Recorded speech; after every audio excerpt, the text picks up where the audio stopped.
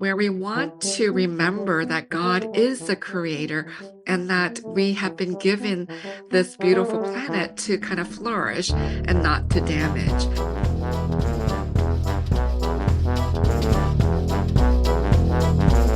You're listening to Good Faith Weekly. I'm Mitch Randall. And I'm Missy Randall. We're here each week exploring the intersection of faith and culture. We find people who stand up, speak out, and step forward. For inclusion, freedom, and justice for all. It's time for Good Faith Weekly. Brought to you by Good Faith Media.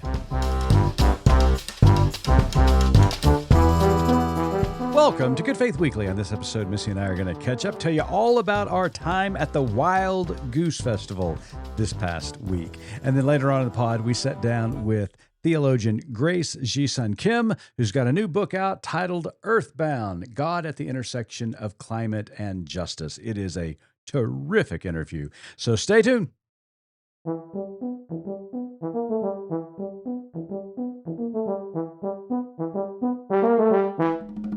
Hello there, Missy. Hey, how are you? I'm well. How about you? I'm really enjoying this false fall. Oh my gosh, right? Are you? It is crazy nice outside. I know. And if you're in a part of the country where you're not getting a false fall, sorry about you. But wow. let me tell you, those of us who Way are to be empathetic with people. Right. Hey, I don't commit that sin of empathy. That's true. I what forgot. are you talking about? No, so we're really enjoying our false fall. We especially enjoyed it this last weekend. Oh, yeah. We were out at the Wild Goose Festival. Yep. And I understand, put a pause. I understand that we're going to have a little bit of a Sunday school lesson in a moment. But before we get to that. This is episode 271, and I've done something I've never done on this podcast before. I'll tell you here in a second what that might be. Ooh, I'm interested. Okay, so before we go into your lesson for today, I wanted to talk a little bit about Wild Goose, just in the fact that I want our folks to know that if you are a person of faith or even a person of spirituality or a person who just loves interesting experiences, this is something that you should experience once in your lifetime, right? Oh, 100%. It's the neatest kind of gathering of folks outside, very campy. Like if youth camp had been done the way you wanted it to be done, right? Yeah, I actually call it the Woodstock for crunchy Christians. Well, given that neither one of us were at Woodstock, I don't know how much we can claim I that. missed it by that much. But anyways, so we're out there, and it's just, in fact, one of, a fun moment that I had is walking to the bathroom, which we'll talk about here in a moment. Walking to the bathroom, and I came across this like impromptu karaoke session that was like if every musical theater kid in high school gathered together to do karaoke. Yeah. And they were doing like show tunes and Disney songs, and it wasn't just singing, like they were acting it out. It was so much fun. Oh my gosh, so anyways, that's that was fun. just one thing. But back to the bathroom. Okay. So we've been to Wild Goose now twice. Yes. In both years, you and I have had probably two of the most memorable experiences of the festival in the Porta Potty. Absolutely, 100%. So, last year, I think I told this story, but I'm going to retell it really quickly and then let you tell your much better story. Mm-hmm. So, last year we're at Wild Goose, and we're on a campground, and really it's Porta Potty or nothing. Right. And that's we're it. out there for 12 hours. Yep. And so, normally I'd be like a no-go on the Porta Potty, but at a certain point, it's your potty of choice. It's the Porta Potty or the woods. Right. And I am no good at the woods situation. So I finally relented on our first day and walked over to the Porta Potty, and the Lord shineth down upon me that day, because as I was getting over to the area, the truck was delivering a brand new, never been used before Porta Potty. Oh my gosh. So I was so excited. I got to be the first person. It was completely clean. I even made the delivery guy take a picture of me with him. Like I took a selfie before I went in, because this was like a big day for you. It was a big day for me. Yeah. So that was my kind of takeaway. Not the only takeaway, but it was one memorable experience I had at Wild Goose. And so as luck would have it, this year you had a really incredible experience in the Porta Potty. I had a Porta Potty. You can tell our encounter. listeners about it. So I don't know if it's as good as breaking a new one in or not. Oh, I think it's better. I was headed towards the Porta Potty, and as I shambled up to the there's a row of Porta Potties, I heard some music coming from one of them. And I thought, well, that's interesting. I really wasn't headed towards that particular area of the row. But when I heard the music, I got, I've got to go You're check very this. curious, Yeah. yeah. So the Lord shineth down upon me, and the one next to where the music was coming was available. So I opened the door, get into the porta potty, and lo and behold, it was music right next door. It was a karaoke of a different It sort, was wasn't a it? karaoke of a different sort. That's exactly right. So the fella beside me had his phone out. I'm assuming it was his phone, and he was going through Spotify, and just this song was just belting out. But it wasn't just the song. He decided to join in, and he had a karaoke moment right there in the porta potty next to me. Here's the good part. I've got it on video. I know. Okay, so I'm guessing with like copyright and music laws and everything, we probably can't splice it in here. Right. And it wouldn't even matter because it's the visual that you It need. is the So when visual. this pod drops, you are going to have to drop this video on your socials because it's too good. It is so good. It wasn't like the guy was kind of humming along. No, Oh, no. he was belted it He out. was like singing in the shower, nobody's home, no holds barred. Like he was singing in the porta potty. It was crazy. We have no idea who this was. But yeah, it was just the funniest thing. I'm so glad you got a video. It is completely appropriate. But, Yeah, absolutely. But it is a video from inside the porta potty. Yep. Did you have that on your bingo card for I Wild did Goose? not. So, but also to add to this karaoke moment, I turned it into a lip sync moment. You did. And let me tell you, the lip sync skills were so on They were point. on I was point. so proud of you. Thank you. Yeah. Sometimes you get a little like dad situation going with the videos and the selfies. But Especially since I didn't know any of the words. no, you did great. It was I'm so glad we have this moment, both of our porta potty moments documented on film for henceforth. Yep. So thank you for that. Thank you for Wild Goose for providing that kind of experiences for us. So Yes. pivoting to something more serious. Absolutely. So this week we are interviewing our dear friend, contributing correspondent here at Good Faith Media and prolific author. And speaker at the Goose. Yeah, she absolutely was. We got to see Grace at the Goose, which was super fun. I wonder if she had a porta potty moment. You know what? We should have asked her that. Yeah. Dang it. Okay. I'll have to circle back next time she comes on. But anyway, so we interviewed Grace Ji-Sung Kim about her new book, Earthbound. Yep. God at the Intersection of Climate and Justice. Yep. And in preparing for the interview, you actually pulled out your dusty old Bible. I did. And decided to read a little bit and stumbled upon something new. Yeah, absolutely. And here is what I have never done in 270 episodes of this show. Okay. I have never brought my Bible to the show. You know what? That is true. But you and here I have sat in front of with you the Lord's word in my lap. Wow, I'm impressed. Exactly. Okay, so yeah, we interviewed Grace, and it's a really great book, and she brings a lot of things to light. But there are two particular moments in the book. One that was just really started me down a rabbit hole doing some more research on it. And it's simple because we hear this phrase all the time, and that is water is life or living water. We talk, obviously it's in the Bible, especially when we think of baptism and stuff like that. But it started me to think about the Genesis narrative because she talks a little bit about that in the book and in the interview. And as she talked about it, I began to kind of reread that in my mind. And it just dawned on me that God did not create water in the book of Genesis. What? God did not create water in the book of Genesis. Okay, you're going to have to read that for us and unpack it a little bit because that's going to get you in trouble. It is going to get me in trouble. So here it is. Genesis 1:2 from the New Revised Standard Version. The earth was formless and void, and darkness covered the face of the deep, while a wind from God swept over the face of the waters. When God said, "Let there be light." And it's that moment where he vocalizes, "Let there be light," that most theologians think that is the beginning of creation. But there's water before he says that.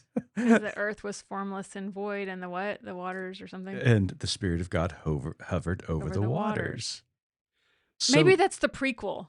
It could be the prequel, but it really started me to thinking, and of course, as you know very well, there are two creation stories. So I went to Genesis number 2 and looked at that one, and here is what we I found.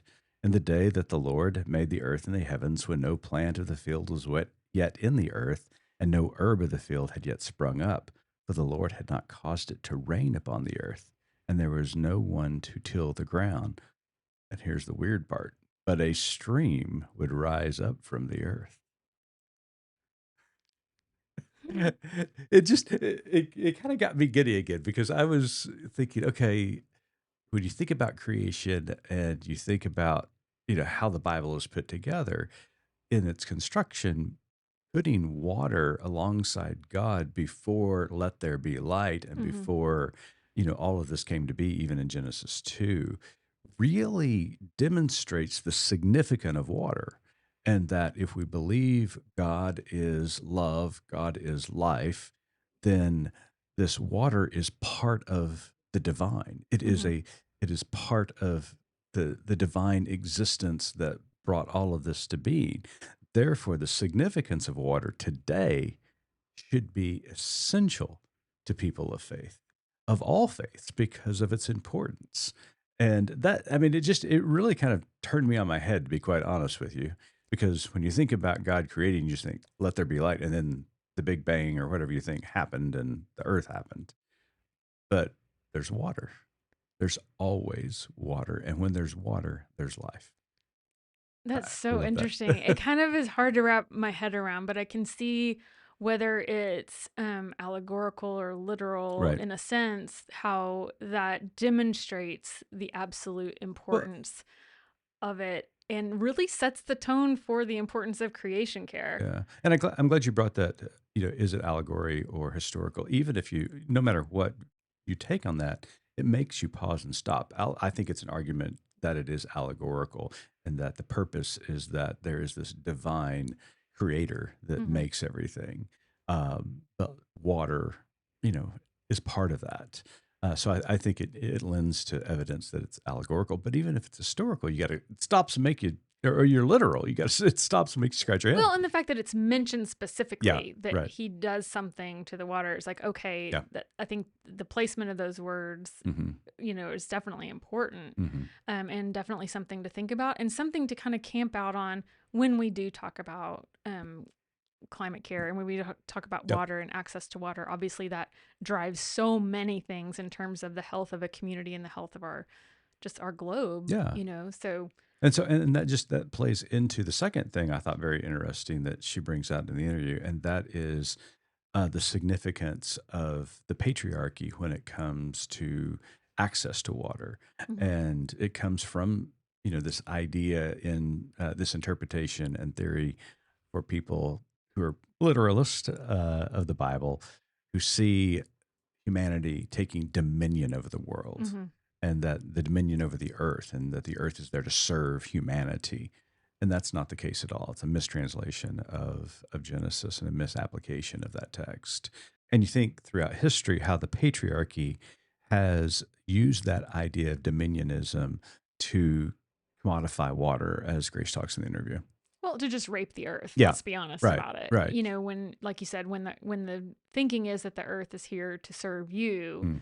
versus, us being in a symbiotic, relationship with the earth, it just changes the way you treat it. Right. So yeah, as I read those texts and reflected on our conversation with Grace, it just reminded me of my ancestral research that I've been doing recently, and the reconnection with my Native American spirituality. Because in many Native American cultures, you think about water. Water is the center of life and existence, and everything wraps around that. Whether it's the Great Spirit, whether it's Mother Earth providing, whether it's all of the animals who need water to survive, to provide resources for my people when they hunted Hmm. in the woods. And so it goes back to this importance of recognizing the symbiotic existence that we live in, that there's no way to have dominion over it, that we are part of this. And the great teachings of the Hebrew scriptures is that humanity, because of who we are in this world, are caretakers of it, and we should take that very seriously. I think that's one thing that's really frustrating to me about kind of the culture we grew up in and we've known that was so centered around that dominion Right. factor and what that meant in Mhm. such a way that, again, you dominate. Yeah. And when you dominate, you can get all sorts of problematic things down the line. And now reframing this, we've talked to Brian McLaren before, and now obviously Grace, about indigenous cultures in particular and that symbiotic relationship that now understanding and deprogramming kind of that foundation Yeah. that was built, that Absolutely. we are really in this symbiotic relationship. Right. Unfortunately, I think in some ways it's too late. I mean, globally, but And here's the irony of ironies, Missy, and this always just kind of blows me away. We can be as dominant as we think we should be. We're not going to win this fight. no. I mean, we're not going to We're win. not going to conquer the earth. There's And no I think that's way. what therein lies the thing, is you can't conquer it. We've got to learn to work with it, to take care of it, to respect it, Mhm. and to, work in cooperation Yep. with the earth, with its inhabitants, people, animals, water, plants alike, Absolutely. or Absolutely. we're doomed. We are. Yeah. So I really enjoyed our conversation with Yeah. Grace today. The book is fantastic. I'm excited for our listeners to get to hear more. Absolutely. So we'll be right back with Grace Ji Sun Kim. We've got a lot going on at Good Faith Media in 2025. New logo, new website, new initiatives, and if you don't know, our new magazine. Good Faith Magazine includes Bible study and lessons. Our new lesson writers are Kathy and Nathan Maxwell, and they host a free, short, weekly podcast in support of their Bible study lessons. In the Good Faith Bible Study Podcast, and it's free. Learn more about the magazine, the lessons, the Maxwells, the podcast, and more at goodfaithmedia.org.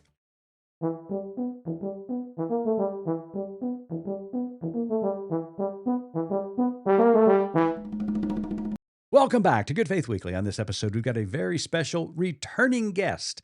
Grace Ji Sun Kim received her Ph.D. from the University of Toronto and is a professor of theology at Earlham School of Religion. Kim is the author or editor of 25 books and is the host of Madang Podcast, which holds conversations on Christianity, religion, and culture. Today, we have the privilege of discussing Dr. Kim's latest book titled Earthbound, God at the Intersection of Climate and Justice. Grace, welcome back to Good Faith Weekly. Thank you so much, Mitch and Missy, for having me back. It's a joy to do anything with Good Faith Media. So I'm just thrilled and honored to be invited back on Good Faith Media podcast to discuss my latest book. And it was great seeing you this last week at the Wild Goose Festival in North Carolina. Got to hear you present, and you were remarkable as always. You talked about the book, but more importantly, it was just good to see you. Yeah, it was so good to see you and meet the rest of the team. I think I've met most of the Good Faith Media staff, so it was wonderful to see you at the tent and in other places, and also to hear you. Your talk on what happened here on American soil with Native Americans was such an important, the doctrine of discovery. That was such an important talk. Thank you. So thank you so much for all that you do and what you guys all did at the Wild Goose Festival. Appreciate it. Thank you. Well, Grace, this is your third visit here Wow, to Good Faith Weekly. So we've got your punch card. One more and you get a free wall calendar. So that is something you can look forward to. Hey, on I thought you were gonna SNL, say you get a free car. I was saying on SNL, they get like the smoking jacket after 5, right? Yeah, but their funding is a little bit That's different true. than ours. Very true.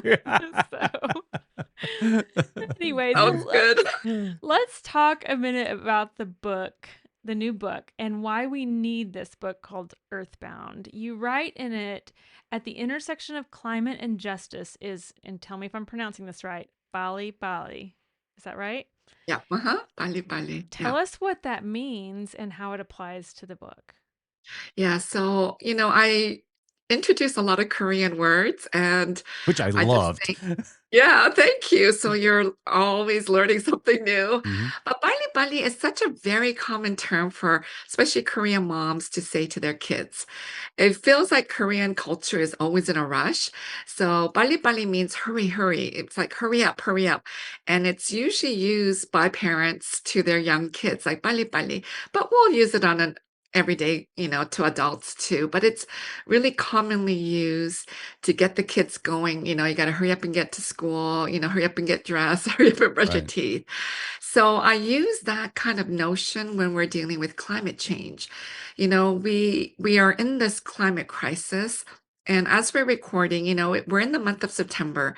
So churches around the world, it depends on the denomination, are celebrating Season of Creation, which begins September 1st to October 4th. So it just goes right over a month where we want to remember that God is the creator and that we have been given this beautiful planet to kind of flourish and not to damage. So the Bali Bali notion is as we are living in this climate crisis, this climate emergency, we can't just sit there and relax and do nothing. Mm. We really have to change our ways of thinking, even our liturgies in the church. We are in this kind of Bali Bali era where we got to change quickly.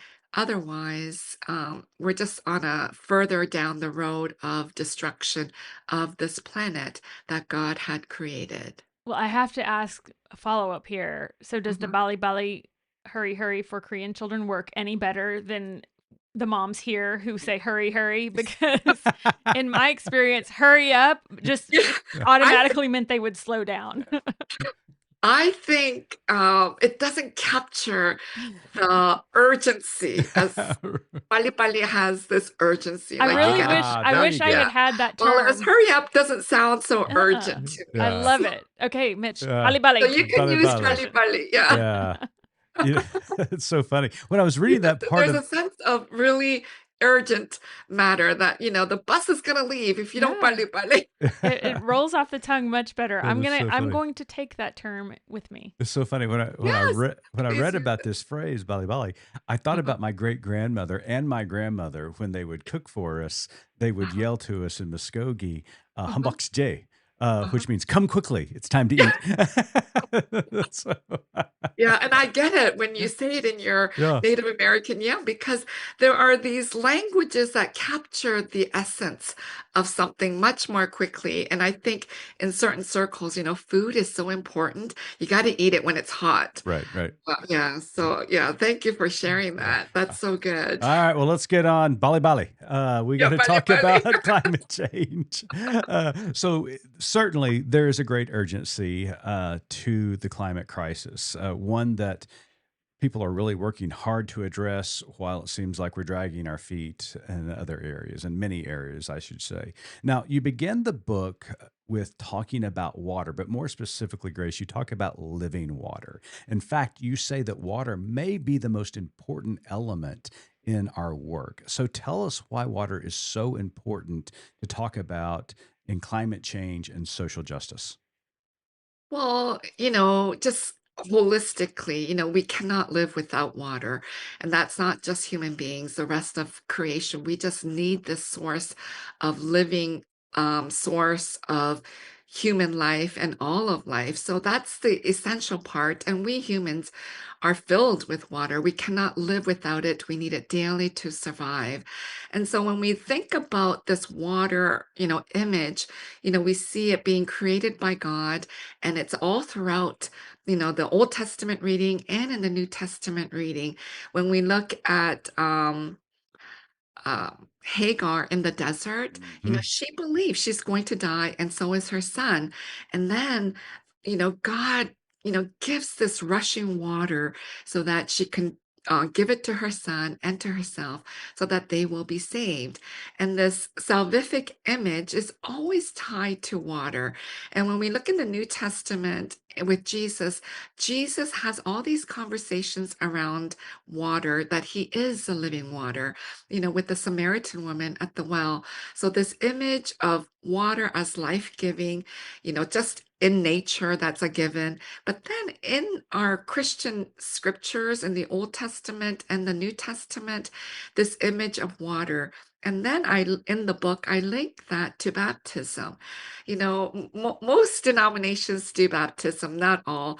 I teach at a Quaker school. They don't do sacraments, but majority of us have the sacrament of baptism. And whether you sprinkle it or you immerse yourself in the water, the sense of this holy water being used to cleanse us of our sins and giving us new life. That's why I devote this kind of chapter on water. And then when we're talking about the climate justice issue, I think many of us are concerned about reducing water. Mhm. So, as parents, we will say, take shorter showers, take it quickly and turn it off, when you're washing dishes or when you don't need it, just turn it off. Some people have this notion of just having the water run as you're getting something. Mhm. But that is what we're always kind of thinking about as we're thinking about saving water. But the other aspect of saving water is, virtual water, the amount Yeah. of water that is used for certain things. Like, when we eat.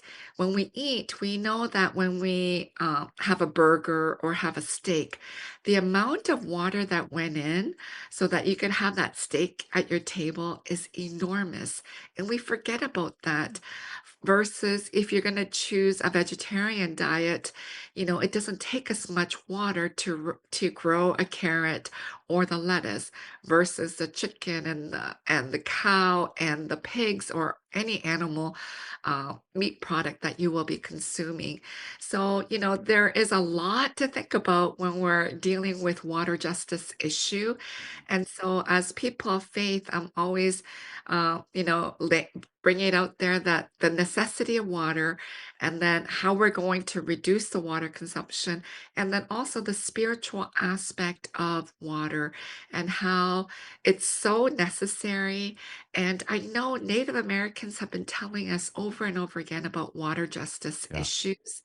And so we're not taking it seriously, the rest of us. Right. And so, when I work with the World Council of Churches, we do a lot of work with Indigenous peoples, and they're always telling us the source of life is water, Mhm. and we have to treat it with, the highest regard. And we, as the rest of us are not doing that. That's why, there's water pollution and destruction and then selling water at a profit. So commodifying everything that is natural and that is given by God, we kind of put it in a bottle or we put it in boxes to sell and to make money off of it. Yeah. What I really appreciated about this section is that you connected water with sacredness. And you talk about baptism and the connection in the Christian tradition about how baptism, its use of water, is sacred in our ceremonial practices. But as I was reading that, and you also mentioned about the creation narrative throughout the entirety of the text, one of the things that came to mind is that water has been here even before the creation in the narrative, Yeah. because there you have Yahweh Elohim floating above the water, and it never says Yahweh created water. It was just there. So water is life. And I just all of that imagery that's painted in this picture just reminded me about the importance of water. So thank you for this. So Oh, thank you so much. Yeah. And yeah, that's only on the planet Earth, but God created. Right. But thank you for reminding us because we take water for granted, Sure. especially us living in America. We just take it for granted that it's just going to be there when we turn on the tap. Yeah. But when we think about the rest of the world, people don't take it for granted. Nope. They recognize how important it is and how sacred it is, and that it takes a lot of work and energy to get that water. Hmm. And then when we see that, then we realize the source of life is just so important, so sacred that people will spend hours to go get it and then take care of that water, the sacredness of water, whether while we just kind of throw it away. And I'm just being more conscious of this. And, Hmm. we have a garden at our house, and in our just in the kitchen. I'm trying to save water that is clean to just put in the garden. Right. I know some people have actually made a little pipe that goes out into the garden so that if you're just cleaning your hands, they'll just go into the garden. I haven't figured out how to do that, but to just reuse some of the water because water is sacred and we can't just kind of waste it and not think of how sacred this water is. But anyway, thank you for reminding us of the water there in the creation story. So, Yeah. Grace, you also talk about in the book how climate change intersects with numerous injustices in the world, Yeah. including economic, gender, and racial disparities. Could you just give us a couple of examples of how this happens? Yeah, so, I have that book with Susan Shaw, Intersectional Theology, and I think that came out about 5 years ago. But before that book came out, I was doing a lot of talks at Duke Divinity, and they have that leadership um, institute or something which runs their magazine and their online blogs. And so the editor wanted to interview me. And she said during the interview, you're all over the place. She said, you should just focus on one thing. You're doing Christology, you're doing pneumatology, and then you do climate change and then gender justice. So she asked me this question. I was kind of caught off guard, but I said, when you're doing one, you're doing all of them. I said that before I co-wrote the book, Intersectional Theology. It's to say that all these issues intersect. And in that book, we say it more clearly. These gender justice, racial justice, economic justice, ableism, ageism, they all intersect. So to talk more specifically about climate change, here in the US, we are always talking about environmental racism because we Hmm. know that corporations and big companies, they throw out their waste and they dump their waste in the poor areas. And the people living in the poor areas are Native Americans or people of color. Well, Native Americans are considered people of color, but I wanted to specifically say that. So we see instances of this throughout. And so they are drinking then poisoned water. We had that happening in different parts of the US. So we see this environmental racism here on American soil, but also around the world too.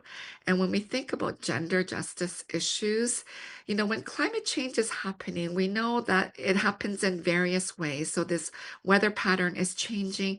The storms are getting stronger and stronger. There is more chaos in the weather patterns. So when the tsunamis or these storms are hitting, the hurricanes are hitting like the poor island nations or those who live near the water, their whole livelihood gets destroyed. Hmm. So if they are farmers, they may lose their farm and they may lose their homes. And so what happens is the men just pick up themselves only and go into the cities to make a living. So those who are left behind are the women and the children and the elderly. And so the woman has to take care of the children and the elderly, and there's no means of life anymore because they raised, vegetables or they had a farm, and so that's all wiped away. So statistically, what is happening is then the woman, because they can't raise their children anymore because there's no source of money, their husbands aren't sending it, then they end up selling off their children. So there is the human trafficking that happens, and many of that turns into sex trafficking. So this is the gender injustice that is happening, and it's worldwide. It's happening, and the statistics are really high of what is happening to these young kids and to the women that are, trafficked across the world. And so that is gender trafficking, the gender injustice that is happening really clearly because of this climate injustice. And of course, the economic injustice is already tied in because the poor people are suffering way more than the rich people. The rich people can still survive. In the California when we had the wildfires, the rich people are losing their homes, but many of them have insurance, so they can rebuild. It's the poor people that don't have insurance, that don't have a means of rebuilding, that are going to suffer more. So, that's just one little example of how these injustices intersect to make it worse. So the poor people suffer more, the women suffer more, people of color will suffer more. So we have to recognize the intersectionality of climate change with these different issues. And so when we're tackling one issue, we're actually tackling all of these issues too. And Absolutely. that's one thing that we need to keep in mind, Right. that when we fight climate change, we are actually fighting gender injustice, racial injustice, economic injustice, and ableism, and etc. Yeah. If I didn't like this book as much as I did, I liked it even more on the section on economic disparity because, Grace, you call out Ted Cruz for leaving Texas during the winter blast. And so that was a perfect example of income inequality in the state of Texas. And I appreciate it because, my co-host and partner in life is a Texan, true and true. So anytime we get to throw shade on Texas, I'm all for it. Well, I'm glad I put it in, yeah, because I've blogged about it before too. I couldn't believe it. And then he got caught, at the airport by the Yeah, I paparazzi or know. whoever he was. It was His fantastic. eyeballs are like really big because he's so embarrassed, Yep, as absolutely. he should be. You should be. Yeah. Well, Grace, another point you make is the importance of faith communities to respond to climate change. In the book, you write, faith communities are one of the most important places where we can reimagine how to live together to promote sustainability, love, and solidarity for climate justice. All right, Grace, do you really think this can happen? I mean, because the Christian church and faith communities are so tribal in the way they approach things and think about things and attack things. Do you think we can come together? Because, as you said, Bali Bali, we've got an urgency to do so. Yeah. We must come Yeah, together. That's one thing that we really need to do together. And these days, I'm reflecting more on how, the denominations, it was one church, and then we kind of keep splitting off. right. And there's like so many denominations, but even within one denominations, there's splinters everywhere. For example, in the PCUSA, with what people didn't like women's ordination, so there's PCA, and then they didn't like full inclusion, and then there's ECHO. So there's various denominations, and we keep splitting up, and up and up. But we this is one issue that we must all come together. This climate justice issue, because it's going to affect everybody. Doesn't matter if you're a man or a woman or trans or queer. Hmm. We're all affected Absolutely. by this climate justice issue. So I'm really hoping that all denominations across the globe will come together to fight this climate justice issue. Because if we don't, this planet will die off and there will be no more of what we have today. And that's just not So hyperbole, that is reality. that is reality. Yeah. So, this is an urgent Pali Pali issue. And, what I wrote in my previous book, When God Became White, and I said this at the Wild Goose too, at the Wild Goose Festival. I wrote Earthbound because there was a dynamic part of God that I didn't think about until that book had finished. So Mhm. it was already in production when God Became White, because in that book, I was trying to fight racism and sexism Right. and try to reimagine God, Mhm. because how we imagine God affects our behavior. So if we continue to have a white male God, it's going to say white people are the best and men are better than women. Yeah. It's just automatic, whether you're Christian or not. It's embedded in our culture if we uphold a white male God. Yeah. And this is just proven over and over again. So, that's in that book, I was trying to fight against that. But then because I was writing Earthbound on and off. Mhm. That's what happens with many of my books. I'm writing it on and off, except for When God Became White. When God Became White, I wrote it really fast. Yeah. It was kind of a one-shot thing. But this one, I was writing on and off, but I couldn't finish it. Mhm. And then I realized that the aspect of God that was missing in Earthbound, then I was able to put it in here and I was able to finish it off. And so that's to say that climate change, if we uphold a dominating kind of masculine, patriarchal male God, it will continue to say to us, then we can be like God and be dominating and dominate over the earth. That's what human beings have been doing because we have misinterpreted a lot of biblical passages, and we Mhm. can go and take what we want and use it for our own benefit. So we've misunderstood it. So the aspect of God that was missing, and when God became white, I put it in here. And that's to say that Christians and people of faith really need to come together.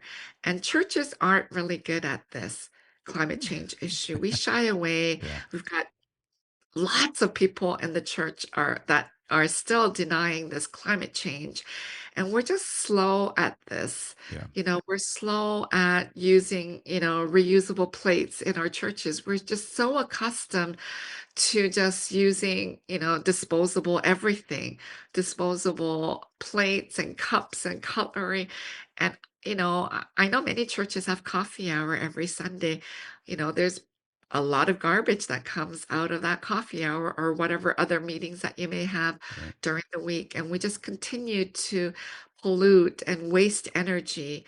And yeah, we have to do a lot better So here in Grace, the oh, US. I know some European churches are way better. Yeah. so Grace, I wanted to talk to you a little bit about something in the book, but also something that you brought up at the Wild Goose Festival that we were just attending. And you say that Christians need to start understanding God as a verb. Yeah. Explain that a little bit. That obviously goes very against a lot of what we were taught growing up in terms of how we view God. So help frame that for us and help us understand why that's important. Yeah, not to give the whole thing away, so I hope people go out and buy Earthbound. Absolutely. So, Oh, yeah, you yeah, I definitely I need to learned pick this book up. they need to pick it up. So I can't say the whole thing, but as I said in The Wild Goose, just like you, I grew up, with the phrase "God for yesterday, today, and forever the same." I think there was a song, and I can't remember the name of the song. Mhm. Yesterday, today, and forever. God is the same. So I grew up with that, and you grew up with that. Many of us grew up with that, and that is kind of rooted in this Greek philosophy of change and of who God is. So for, thousands of years, um, Greek philosophy had said God is static. Mhm. So that's how Christians kind of develop their notion of who God is. So God is static because God is perfect. Perfect being does not need to change. The rest of us, we are imperfect, so we change all the time and we move towards perfection. So that's what Christianity adopted, and that's what theologians had used for a long time. And so you and I grew up with it. So for me as a theologian, when I finished when God became white, and the aspect that was missing was the missing part was God as a verb. I think in the church we use these metaphors like God as master, king, and Lord. And we think that these metaphors are God. So we think God is master, God is Lord, God is king. But that is not God. Metaphors only point to God. And so we will never know the fullness of God. And Augustine said that long time ago. He said, if you think that is God, that is not God. Yeah. So for all these hundreds of years, we keep thinking that God is king and God is Lord and God as master. And that has legitimized the patriarchy that exists in the church. It just reinforces it. And then that also reinforces the notion that we are like God, and so we can dominate over the earth. We can take all the resources. When you and I were growing up, I remember using paper cups or just at the fountain, you just drank out of the fountain in the school building. So in the 60s and 70s, there was a fountain and you just drank out of the Mhm. fountain. I just Right. remember doing that. There were no water bottles. That was a later invention. Mhm. But if someone told me as a kid that, you can just bottle this water and sell it at a profit, I would have just laughed. Why would anyone do this or why would this be necessary? Right. But it's a multi-billion-dollar industry. This water, this sacred gift from God, we are taking it and putting it in bottles and selling it at a huge profit. These water companies are making billions of dollars on bottling water. So we take resources and we just sell it Mhm. at a huge profit. It's not just water, but that's a common thing.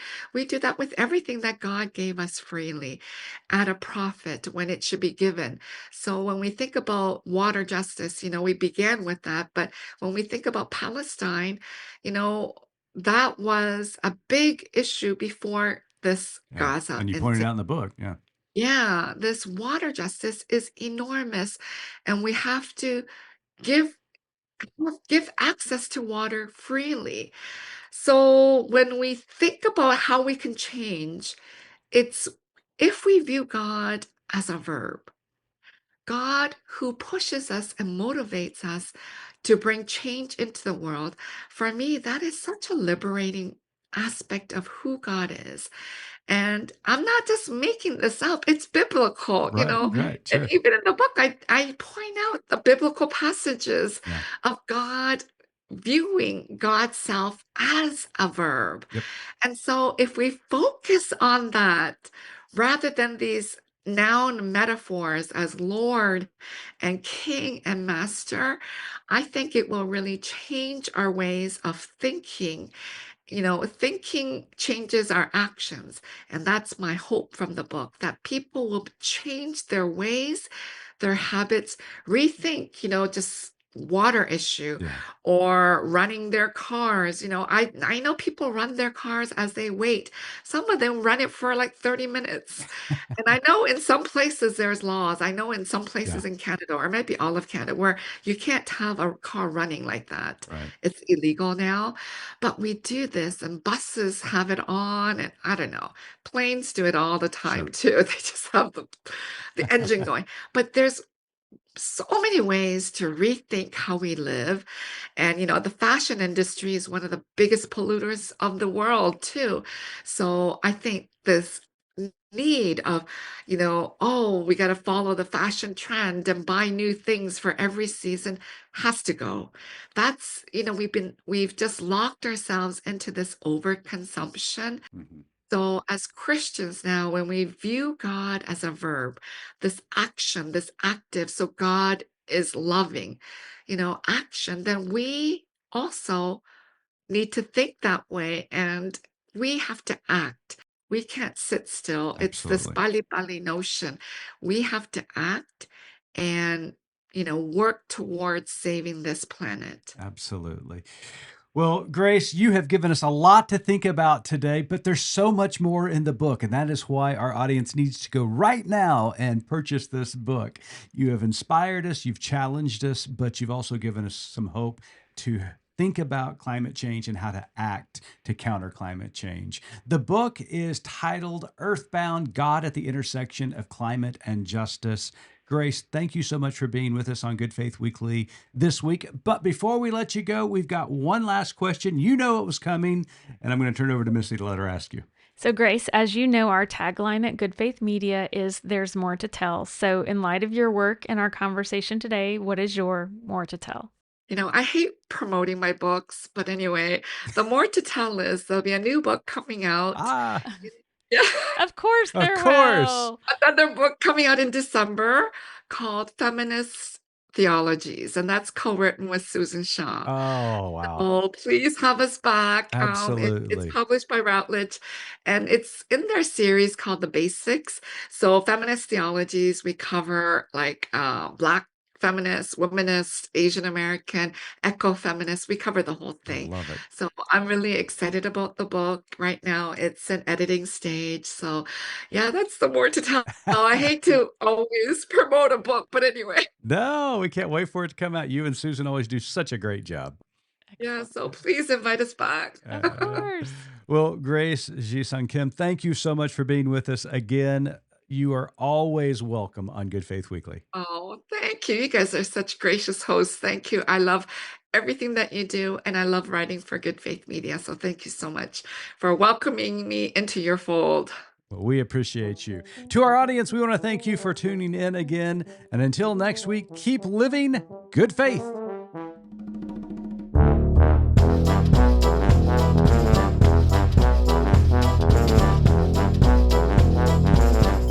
You've been listening to Good Faith Weekly, hosted by Mitch and Missy Randall. This weekly podcast from Good Faith Media discusses matters of faith and culture. Subscribe wherever you get your podcast and give us a like and a glowing review. We produce the podcast out of Norman, Oklahoma. Our music comes from Pond 5. And we're supported by listeners like you. Learn more about us at goodfaithmedia.org.